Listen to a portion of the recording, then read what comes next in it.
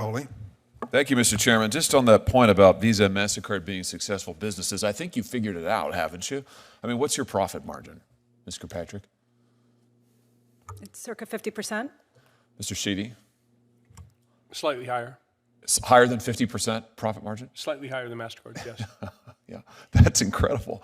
50% profit margin. I mean, that's absolutely unbelievable. What's the answer to the Walmart question, by the way, that Senator Welch posed to you? What's Walmart's interchange fee that you negotiate with them? I don't have it with me today. You don't have any idea whatsoever? Is it higher or lower than 2.5%? Walmart negotiates their rates based on the business that they do with us. Meaning they're big, they're really big, they're gigantic, so they get a better deal than Mr. Callahan or most small businesses in Missouri. Is that what you're telling me? Yeah, Senator, we have volume discounts that we offer to some merchants. I suspect Walmart is one of them. And you know, I don't believe that it's commercially unreasonable to get an arrangement where in exchange for more volume, a merchant can qualify for lower rates? Well, I'm sure it's not commercially unreasonable for Walmart, or certainly it's in their financial interest and in yours, but I doubt it's in Mr. Callahan's financial interest. And my question to you, Mr. Callahan, is when you've got Walmart and other major competitors getting charged much less than you are, why in the world would you stick with these guys? I mean, why is it that small businesses continue to use Visa and MasterCard when you're getting charged so much more? It's in my opinion, it's a matter of convenience for the customer, and customers matter to our business. Maybe is it because that Visa and MasterCard are effectively monopolies? They control 80% of the market. Certainly part of the 80% of the market. I'm just having a hard time understanding, Mr. Sheedy and Mr. Patrick. You have a business model. You're making over 50% profit margin. You are able to give the shaft to small businesses. Estimated cost to Missouri businesses from these fees is $1.5 billion. That's with a B, billion dollars a year. Why aren't all of these businesses running away from this model? Because they don't have a choice, because you control so much of the market. This is classic monopolistic behavior, and yet your testimony here today is you don't want any competition. You have 80% of the market, but you don't want any more competition. I'm having a hard time finding that position defensible, let alone sympathetic. I mean, it's unbelievable the amount of money that you're making. It's unbelievable what you're charging small businesses and consumers, and yet your testimony is, please, we can't possibly have any competition. I mean, let's talk about what you're doing to consumers who hold your cards.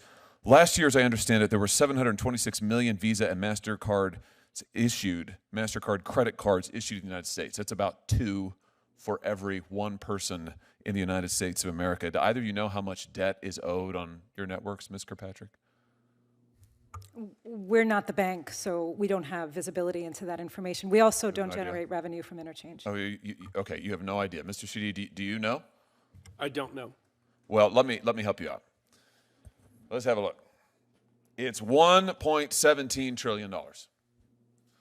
$1.17 trillion is what consumers now owe on your credit card networks. Do either of you know what the average interest rate is on your networks? Mr. Kirkpatrick? Oh, Senator, we're not the bank. We don't set the interchange. I know, we don't set the rates from it, and you know. Do you know what it is? This is your business model. We don't collect revenue from interest rates. Do you know? I don't, Senator.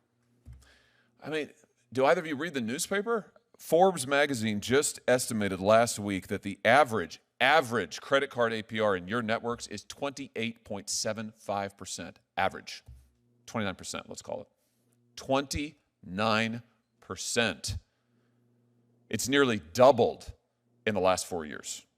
That is astounding, absolutely astounding. And you just testified a second ago that you've got more than 50% profit margin, and yet your testimony here today is you can't possibly survive if there's any competition. How can that be true? How can that be true?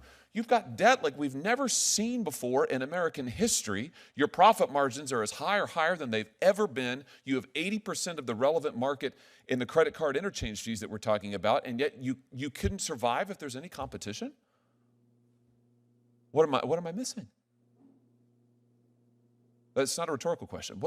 How is it that you can't do any better? Senator, we like competition very much. As my colleague from MasterCard mentioned we don't loan money to consumers. That's the job of the banks. I will say, as it relates to small business, we care very much. And the pandemic was difficult on small business more than anyone.